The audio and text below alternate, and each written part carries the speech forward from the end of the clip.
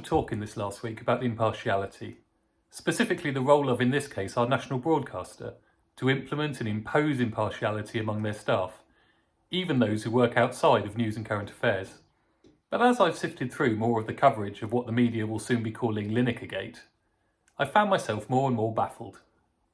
What is this impartiality that is being called for? Who will police it? And is impartiality the path that we would want our national broadcaster, our church, or ourselves to follow? The dominant narrative seems to have been that, in expressing a personal and critical view of government policy, Gary Lineker made a technical breach of the BBC's guidelines around impartiality. Namely, that in being both famous and highly paid by the BBC, he should have reflected the BBC's neutral stance on all matters political.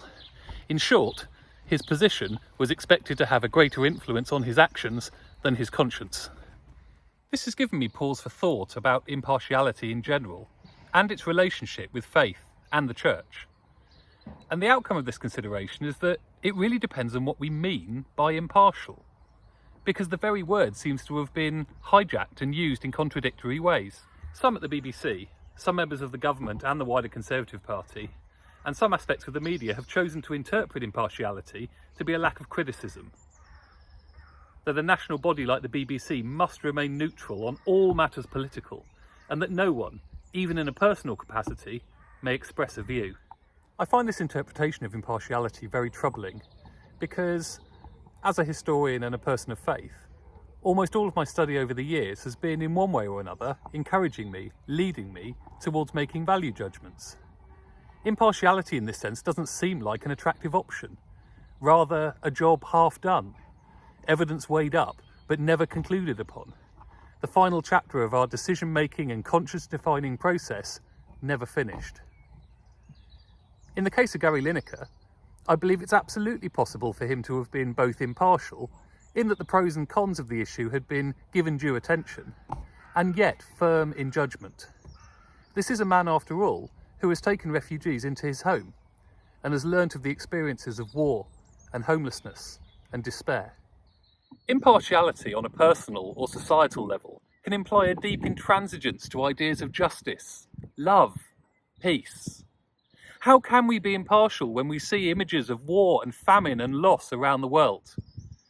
To be impartial in this sense is to see the injured man on the road to Jericho and to walk by on the other side.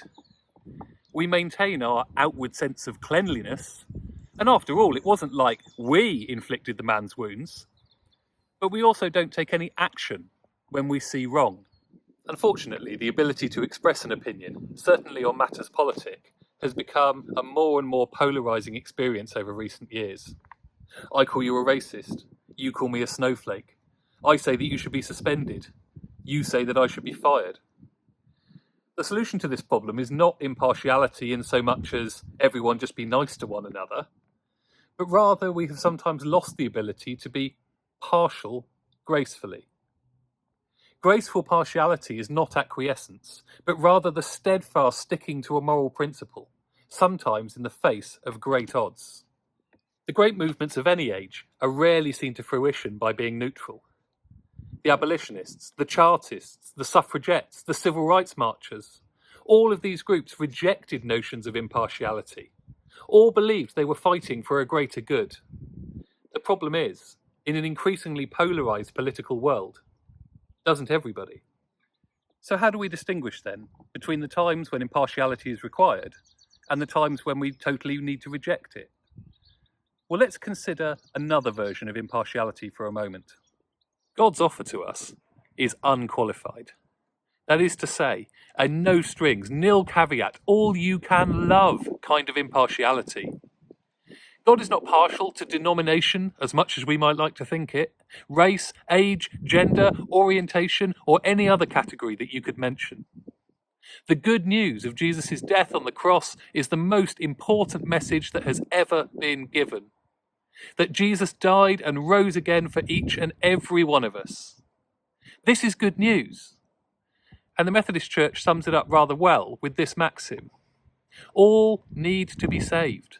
All may be saved. All may know themselves saved, and all may be saved to the uttermost. This is the impartial nature of divine grace. This salvation speaks to a permanent redemption, and wouldn't it be great if it was as simple as that? Yet we live in a world where we may know the need for salvation, but we're sometimes reluctant, as the liturgy says, in thought, in word, in deed, to take up this mantle. Our lives can become the wrong kind of impartial, passive, empty, lacking in the love and care for others that Jesus tells us is our primary goal. If we are to believe and work to fulfill the greatest commandment of loving God and loving our neighbour as ourselves, then as individuals and as people of faith, we must be prepared to say that we may still look at the different points of view, but we will still come to a judgment based in love and in the understanding that we are called and required to speak out for those who cannot speak for themselves. I don't know if Gary Lineker is a Christian, and as a lapsed history teacher, I'm always wary about making comparisons to 1930s Germany.